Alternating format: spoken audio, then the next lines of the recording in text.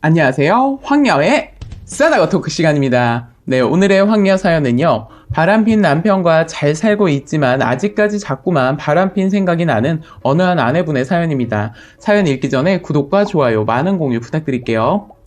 저는 결혼 5년 차에 4살짜리 아들이 하나 있습니다. 전 결혼을 하면서부터 남편을 밖에 나가지 못하게 하였습니다.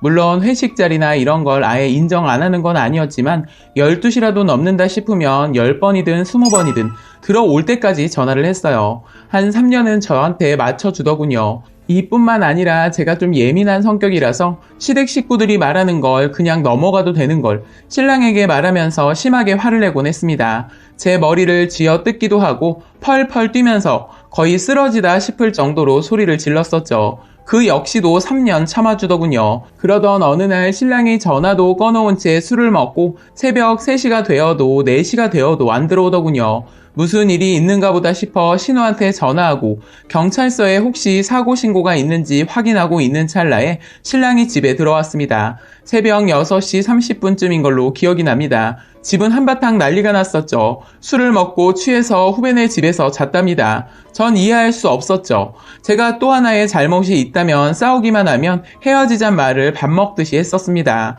이날도 역시 헤어지잔 말을 하고 남편은 잘못했다고 빌었고요. 회사가 끝날 무렵 남편이 저희 회사로 와서 절 픽업해 가면서 미안하다고 하더군요. 그러다가 며칠 후 시댁에 갔습니다. 제가 새벽까지 안 들어와서 걱정이 되어 신우에게 전화를 했더니 그날 신우가 저희 집에 왔었어요. 그 상황을 시어머니에게도 얘기했습니다. 그런데 시어머니 하는 말씀이 다음부터는 아무리 그래도 싸우지 마라 이러시더군요. 정말 어이가 없었습니다. 자기 아들이 100% 잘못한 건데 외박을 해도 그럼 싸우지 말라는 건가? 라는 생각에 돌아오는 차 안에서 또 한바탕 난리가 났었습니다. 참고로 저희 시어머니는 나쁘신 분은 아닙니다. 그냥 말주변이 없으셔서 과정 얘기 안 하시고 결론만 얘기하시는 분이시라서 오해가 좀 많습니다. 그 후로 남편이 저에게 마음을 닫아버리더군요. 진짜로 이혼하자고 하면서요. 저는 남편의 그런 모습을 처음 보았기에 손이 발이 되게 빌었습니다. 그리고 저도 저의 잘못을 크게 깨닫고 있는 터라 부부 상담소를 저 혼자 찾아갔었습니다. 부부 상담소에서 무슨 검사를 하더니 저에게 약물 치료가 필요한 수준의 우울증이 있다고 하더군요. 화나면 억제하지 못하고 소리 지르고 난리치는 것도 우울증의 일종이라면서요. 그리고 거의 1년 가까이 약을 먹었습니다. 약을 먹으면서 잠도 못 자고요. 지금까지도 가끔 약을 먹고 있습니다. 그 1년은 저에게는 끔찍했습니다.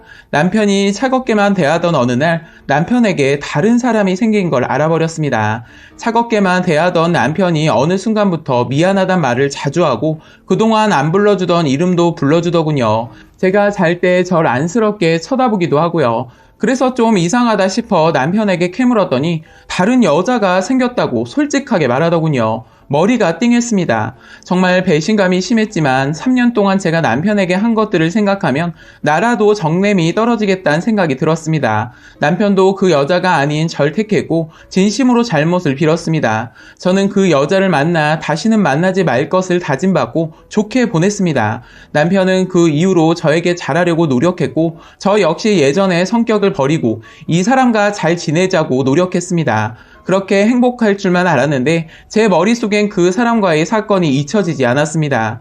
쿨하게 잊을 수 있을지 알았습니다. 그러던 중 집안에 있던 그 여자의 편지도 발견하게 되었고 가지고 다니던 가방도 그 여자가 준 선물이었다는 것도 알게 되고 여러 가지 사건이 있었습니다. 그리고 자꾸 캐묻게 되고 하지 말아야 할 얘기들을 꼭 꺼내게 되었습니다. 그러던 중 그 여자를 다시 만나나 봅니다. 더 이상 용서가 힘들었습니다.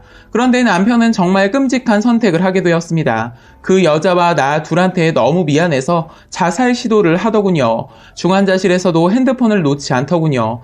그 여자의 문자를 기다리고 있었던 거겠죠. 그리고 입원해 있는 동안 제가 옆에서 3일을 지키고 있었는데 저와의 대화는 단절한 채 제 앞에서 그 여자와 문자를 주고받더군요. 정말 상처가 컸습니다. 그리고 퇴원을 해서 사내 못 사내 정말 이혼하네 하면서 싸우고 저는 완전 폐인이 다 되어갔죠. 회사에서도 가족들도 저의 얼굴을 보며 모두 저의 안부를 걱정할 정도로 살이 많이 빠지고 3일을 굶어도 배가 안 고프고요. 그러다가 엄마와 시어머니도 이 사실을 알게 되었고 이 상황들을 어떻게 다 말로 하겠습니까?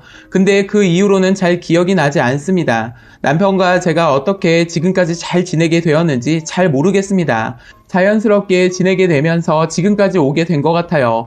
제 마음속엔 헤어지는 것보다는 이 사람을 사랑하는 마음이 더 컸고 신랑도 저에게 돌아와야겠다는 마음이 더 컸는지 그냥 저냥 남처럼 지내다가 특별한 계기 없이 시간이 약이 되어 일상적인 대화를 나누게 되었을 때쯤 제가 집을 알아보게 되었습니다.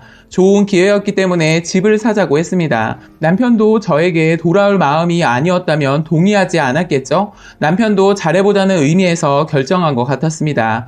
그때까지만 해도 어색한 일상적인 대화들만 있었습니다. 그리고 이사를 와서는 점차 사이가 나아져서 지금은 다시 예전처럼 매일매일 꼭 끼안고 잡니다. 어제도 애기 재우고 잠깐 밖에서 다른 일 하다가 들어갔더니 어디 또 갈까 싶어 팔베개를 해서 제 머리를 꼭 껴안고 못 나가게 하더군요. 행복했습니다. 근데 아직도 그 사건이 제 머릿속에서 지워지지 않는 건 뭘까요? 조금만 늦게 들어와도 의심스럽고요. 아직 그 여자와 같은 회사를 다녀서 그런지 더 그런 것 같아요. 핸드폰으로 문자 전화만 와도 무슨 전화인가 궁금하고 의심스럽고 자고 있을 때 핸드폰도 뒤지게 되고 정말 의심스러운 행동은 없는 것인지 자꾸만 의심이 됩니다. 얘기하면 또 싸움이 될까 싶어 얘기도 못하고 혼자 속으로 앓고 있습니다. 앞에 나열되었던 제 문제점들은 100% 다 고쳐졌고요. 미친 사람처럼 화내는 것도, 시댁 흉보는 것도, 헤어지잔 말을 하는 것도 절대 하지 않습니다. 근데 이제 혼자 속병이 들어버릴 것 같습니다. 경험이 있으신 분들 조언 좀 해주세요. 정말 답답해 미칠 것 같습니다. 라고 사연 올려주셨고요. 추가 사연이 있습니다. 제 성격에 대해 오해를 하실 것 같아서 추가 글 씁니다. 제가 화가 나면 저렇게 소리 지르고 헤어지자고 했던 거고 평상시엔 온순한 사람이었습니다. 지금은 거의 남편한테 다 맞춰주는 편이고요. 사람을 좋아하는 우리 신랑 일주일이면 5일을 소주 한 병 이상씩 마십니다. 제가 잔소리하지 않으면 정말 어떠했겠습니까? 그래도 제가 도가 지나쳤다는 거에 대해서는 반성하고 있는 거고요. 명절 끝나면 여자들은 많이 힘든 거 아시죠?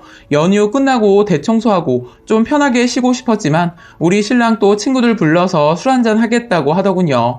그래서 마트 가서 장 봐다가 청소 끝낸 집 또 다시 어지르면서 음식해서 먹고 애기 재우고 남편 잠든 사이 설거지하고 잤습니다. 이제는 이런 거에 대해 불만도 없고요. 남편 성격 일련이 하고 있습니다. 그리고 오늘 출근했고요. 6시 15분이면 나가는 남편 안쓰러워 일어나서 아침밥 차려주려고 노력하고 있고요. 잠깐 눈 붙였다가 아이 깨어서 씻기고 밥 먹이고 정작 저는 아침밥도 못 먹은 채 아이 어린이집에다 맡기고 출근합니다. 출근해서 커피 한 잔으로 배고픔을 달래지요. 그냥 제 성격이 화가 나면 못 참는 거였죠. 매사가 그런 식은 아니었습니다. 가끔 폭발하는 것이지요. 뭐 변명은 아니지만 저의 그런 성격에 저도 질려서 지금은 완전 고쳤습니다.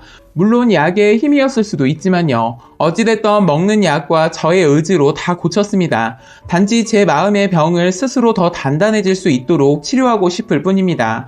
저 이상한 사람으로 보지 마세요. 그리고 한 가지 더 말씀드리고 싶은 게 있어요. 제가 우울증에 고생하게 된 계기는 결혼해서 남편과 아이 낳아서 이런저런 이유일지도 모르겠지만 어렸을 적부터 술과 한평생을 살아오신 아빠 때문에 술 절대 안 마시는 사람을 만나려고 했는데 어쩌다가 술 좋아하는 사람 만나서 같이 살다 보니 잔소리를 하게 되고 그 잔소리가 통하지 않다 보니 소리치게 되고 애까지 낳고 나니 회사일 집안일 힘들다 보니 제 신세 한탄하게 된 것 같아요. 전 죽을 맛인데 마음 편히 술 마시고 절 운전기사 취급하여 어린아이 안고 술 취한 남편 데리러 가는 것도 너무 힘들었습니다.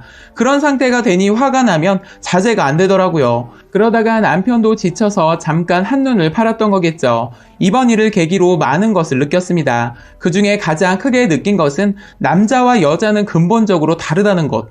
다름을 이해하기 위해 노력하고 있습니다. 그래도 가끔은 나도 친구들과 술 마시고 싶고 직장에서 받은 스트레스도 풀고 싶은데 라는 생각이 들 때도 있습니다. 하지만 저만 기다리고 있을 아이를 생각하면 놀 수가 없습니다. 놀지 않아도 좋습니다. 다만 우리 신랑이 나도 그렇다는 것을 이해해 줬으면 좋겠습니다. 여러분들의 조언에 힘입어 열심히 살겠습니다. 마음이 한결 편해지고 여유가 생겼습니다. 라고 추가 사연까지 소개해드렸습니다. 오늘의 사연 여기까지였고요. 많은 공유와 여러분들의 생각이나 느낀 점이 있다면 댓글로 표현해 보시기 바랍니다.